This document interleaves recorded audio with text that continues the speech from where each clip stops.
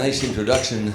To be honest with you, no matter how many years you've been in show business, when you hear an introduction like that, you still get a little bit nervous because you're thinking the audience is saying to themselves, well, come on now. If the guy's been on all those shows or worked all those places, why would he come and work in a shit house like this?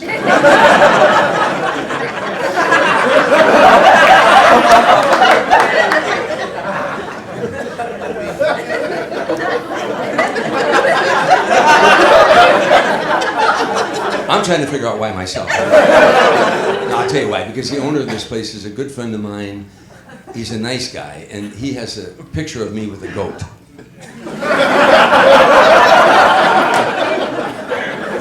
I'll pretty damn well do anything he asks me to do.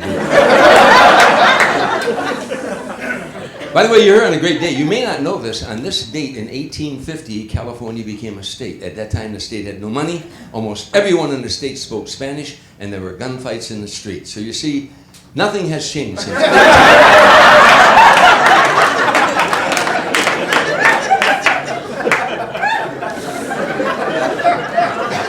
Like Jerry Brown was governor at that time also. Yeah, I was coming out, I gotta tell you, I'm driving in from Palm Springs. I played in a golf tournament down there 3 days in a row. And so I'm very tired, and I pulled in the gas station in Palm Springs to get some gas, and thinking the 2.5 hour drive back here, you can fall asleep at the wheel. It's a long drive, and I was tired, and I was filled with gas, and I went inside, and I looked in the refrigerator, and I saw that Red Bull.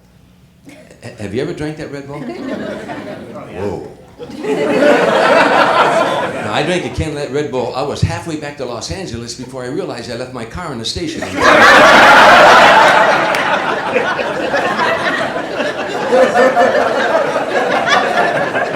had to call that shit cocaine in a can.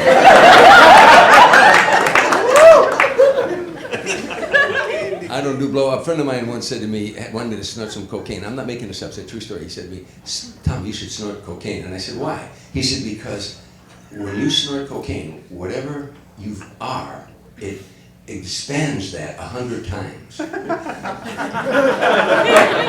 Forgive me, but what if you're an asshole?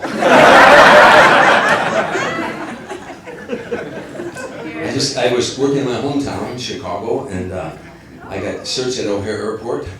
Coming in, I think TSA stands for touching sensitive areas. Because I had a choice. I could be patted down or go into that machine and risk radiation. Or be patted down. And to find out, at this stage of my life, that I get aroused when a man touches me. I think if they're going to pat you down, you should be able to pick your pattern. Yeah, line them up. And in, the one at the end, the woman with the hard look in your eyes and soft hands. Yeah, you baby, you can get it. And I'll make them stop, guys. Seriously, don't get mad. Get into it. Start moaning. Whoa. Oh, right there. Yeah, right there. Because men get nervous when you get near the family jewels. And by the way, I don't know what man ever came up with that name for that part of our anatomy. Only the male ego. The family jewels. I mean, it's not like your wife has a beautiful evening gown on. Honey, going out tonight? You want to wear my balls around your neck?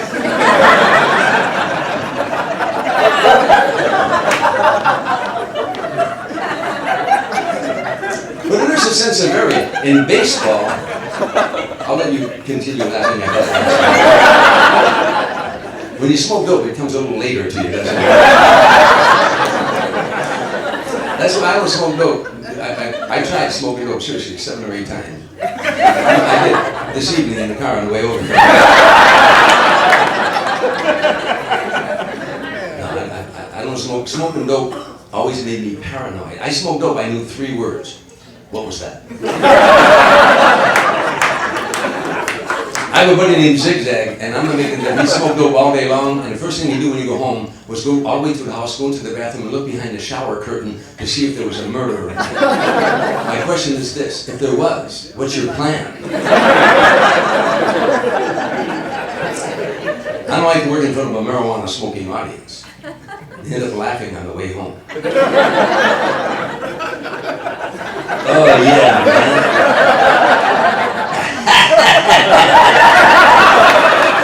balls around your neck, yeah.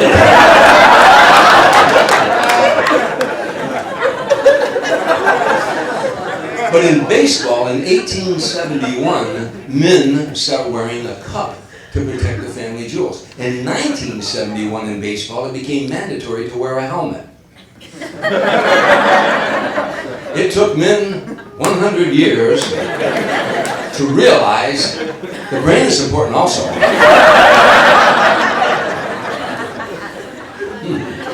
I played football when I was growing up, and I bring this up for a reason. I was a running back, but one time I went to block a punt, and the guy dropped the ball and kicked me right square in the family jewels. And I say this for a reason, because all my life, all I've ever heard from women are, men couldn't stand the pain of childbirth. Men couldn't stand that pain. If men could get pregnant, they would want disability from the moment of conception. They couldn't handle that pain. Women have no idea the pain a man experiences when he gets a good swift kick in the nuts, right guys? No, because I have heard women say, 1 year after childbirth, it might be nice to have another baby.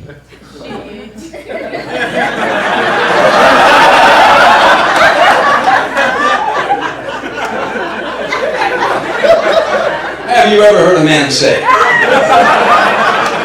"I'd be great to have another good swift kick in the nuts"? It's interesting, you see a pregnant woman, and people do it all the time, and she's standing there with her husband or her boyfriend. She's pregnant, and people always walk up to her and they pat her on the stomach and say, "Congratulations." And the guy's like a dork. Like we had nothing to do with it. Couldn't we at least get, "Good job"?